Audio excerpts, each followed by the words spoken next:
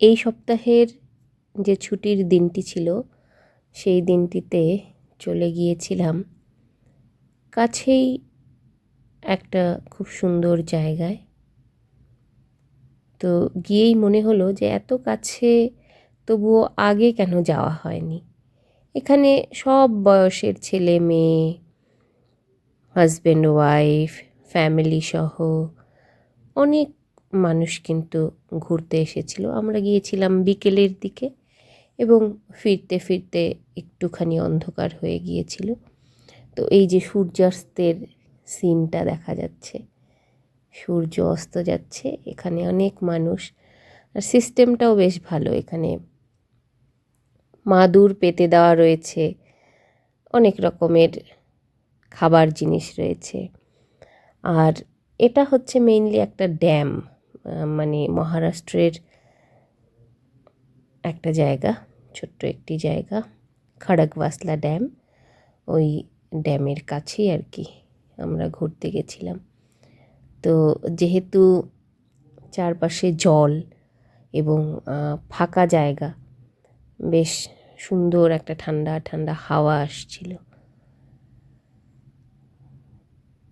তো এখানে দাঁড়িয়ে কিছু ভিডিও, কিছু ছবি তুলে নেওয়া হলো।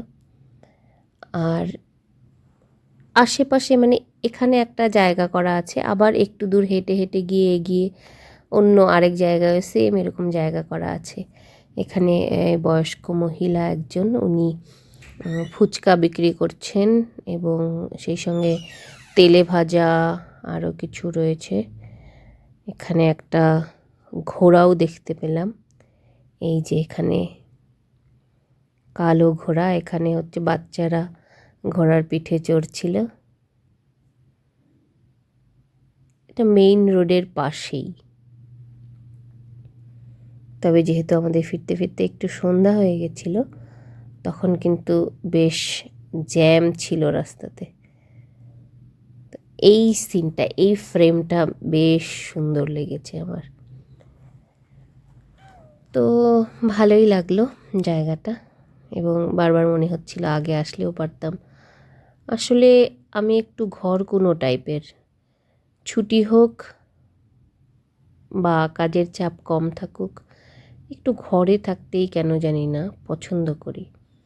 মনে হয় না বাড়িতেই থাকি, এটা ওটা করি, কাজ করি। তো বাইরে খুব একটা, আগে তো একদমই বের হতাম না, এখন তবু একটু আধটু বের হওয়া হয়। এখন একটু মাইন্ডসেটটা পাল্টেছে। এখন মনে হয় যে না, মাঝে মাঝে অবশ্যই এরকম কাছাকাছি জায়গাগুলোতে অ্যাটলিস্ট বেরোনো উচিত, এবং যখন একটু লম্বা ছুটি থাকবে অবশ্যই বাইরেও যাওয়া উচিত।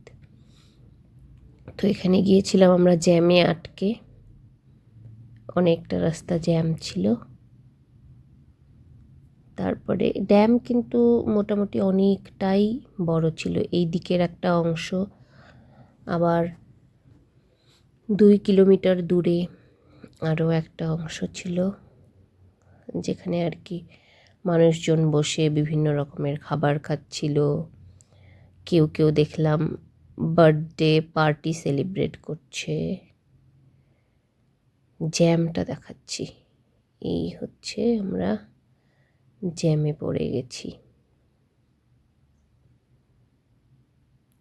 তো মোটামুটি আমাদের রুম থেকে এই জায়গাটার ডিস্টেন্স 30 থেকে 35 মিনিট এরকম।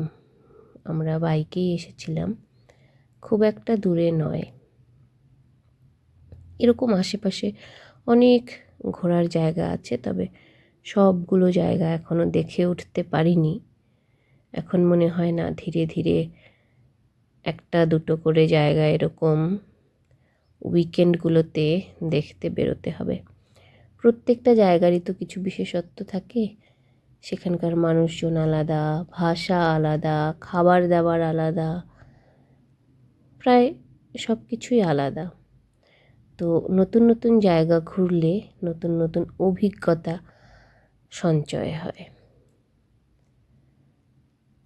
প্রায় চলে এসেছি আমরা। তো নেক্সট উইকে আরও একটা ভালো জায়গা খুঁজতে হবে কাছাকাছি, যেহেতু অনেক জায়গা রয়েছে।